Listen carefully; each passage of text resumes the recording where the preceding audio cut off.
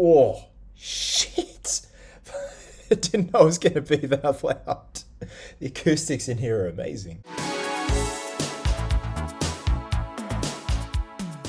Hey guys, how you going? Welcome back to another episode of Yay or Nay. That is right, 2 episodes in one day. What an absolute bloody treat and a half. This morning I did my Yay or Nay video on the 1/6 scale Black Manta figure from Aquaman 2. Overall, pretty lackluster, lack of accessory, and also a lacking head sculpt of Yahya Abdul-Mateen II. But today's episode, this afternoon's episode for that matter, it's a 1/3 scale statue polystone mixed media with actual cloth clothing. We have the 1/3 scale Museum Masterline Series T-1000 statue from Terminator 2 Judgment Day, as portrayed by the brilliant Robert Patrick. An absolute brilliant villain, one that goes down in movie history up there with Darth Vader, Freddy Krueger.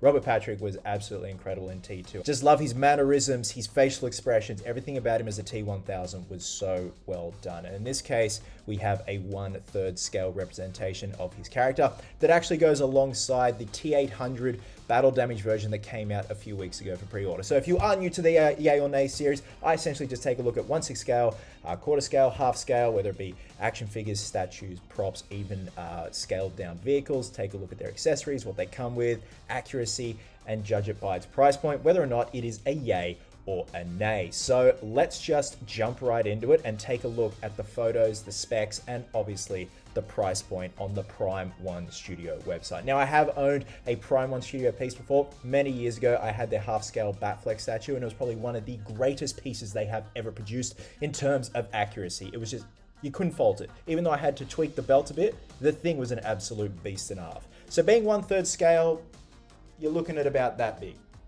You probably don't, yeah. Anyway, alrighty, so like I said, we are indeed on the Prime One Studio website. So this is the very first photo in their image gallery, and right off the bat, the likeness is very impressive to Robert Patrick. He has that chiseled jawline, those high cheekbones, and just that look of a predator catching their prey. And they've obviously got him in that position where he's going to Sarah Connor at the end when they're in the steel mill. This looks great right off the bat. This is a great introduction to how this piece looks. And so if we go along here, we also see that he has swappable head sculpts and accessories that go on the body. So when he is shot, he becomes liquid metal.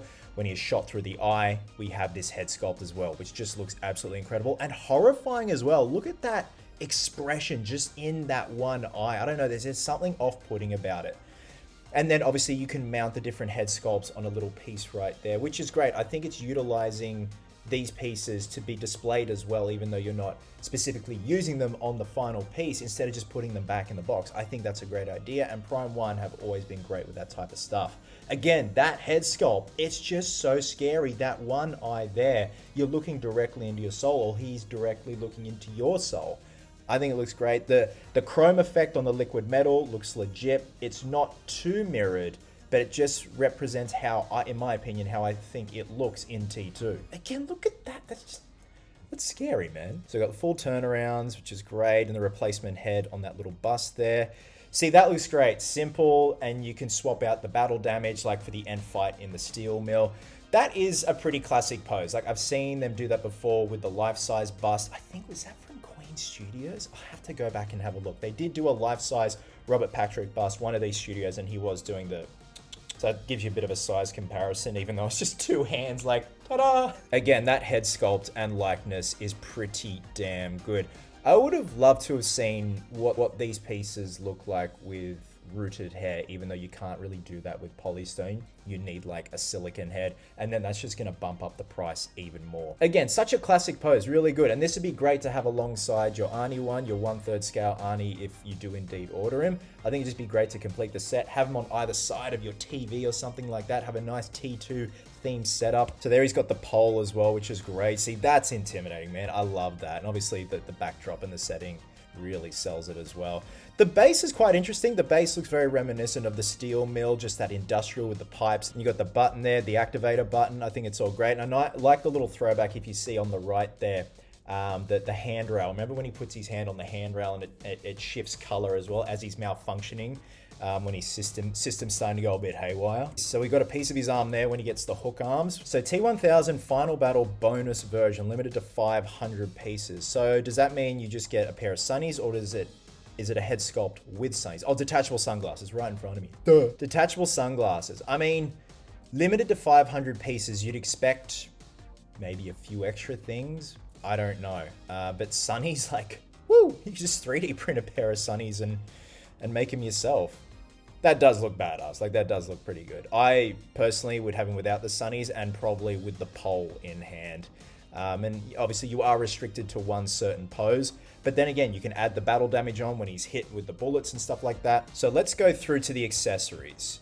We've got, so statue size approximately 28.6 inches tall, so 72.7 centimeters tall. Like, yeah, he's tall. He's a big boy. Highly detailed likeness sculpture of Robert Patrick, sophisticatedly tailored and designed outfits. Yes, the outfit does look great. The head sculpt looks terrific. The proportions, body, everything looks great. Factory theme base, LED illuminated base, 2 swappable head parts, normal and damage, 2 swappable right hand parts, 2 swappable left hand parts, so just gesture and defensive, normal or holding metal rod, 1 claw hook, 1 headstand, bullet effects parts, and pair of sunglasses, and that is the bonus part, which to me, could definitely do without it. All right, so let's take a look at the deluxe bonus version price point, $1,699. So if we go $1,699, that is $2,579.52 in Australian. But if we go to the regular version, which I'd be happy with, $1,399. So $1,399. $2,124.04 in Australian dollars. So quite a big shift in terms of price. I couldn't care less for the bonus version. Considering the fact that it comes with a pair of sunnies, I don't really care for that. Like, you can 3D print them or whatnot. I could just do without them. I don't need the sunnies, especially when he has such good detail in those eyes, even the one where he's been shot through the eye and it's that scary looking left eye. I honestly think for the price point of the regular version, giving the size, the scale, the beautiful tailoring of the costume, if indeed the final photos, in-hand photos, are going to look like the prototype, which most times out of 10 they don't. But if they really go above and beyond and really do justice to how it looks here, I definitely think it is worth the price point for the regular version. It's a yay for me. For the deluxe version, it's a nay. Just stick to the regular version, guys. Like, if Sunny's a make or break deal, then I don't know what to tell you. Like, you could really just honestly do without them. But regardless of that, I think it is a beautiful addition to, if you do indeed get the battle damage T-800 from Prime 1. Both of them look amazing. Don't get me wrong, I love my Entebbe figure, but obviously he's severely damaged. I got him for very cheap. I still need to invest money in still making him perfect. But for something that you're happy with one pose, that's great. I honestly think they could have foregone the pose and done like a mid-walk pose. Like, you know how laser focused the T-1000 is when Robert Patrick is walking, especially he moves his hips, and when he sprints. I wouldn't say a sprint pose, that looks too over the top. I love a subtle man on a mission, kind of eyes locked, head down, but eyes kind of up. I think that would be quite interesting and just something different from the token waving of the finger. But regardless of that, guys, let me know your thoughts down below on the 1/3 scale Prime 1 Studio Masterpiece T-1000 figure.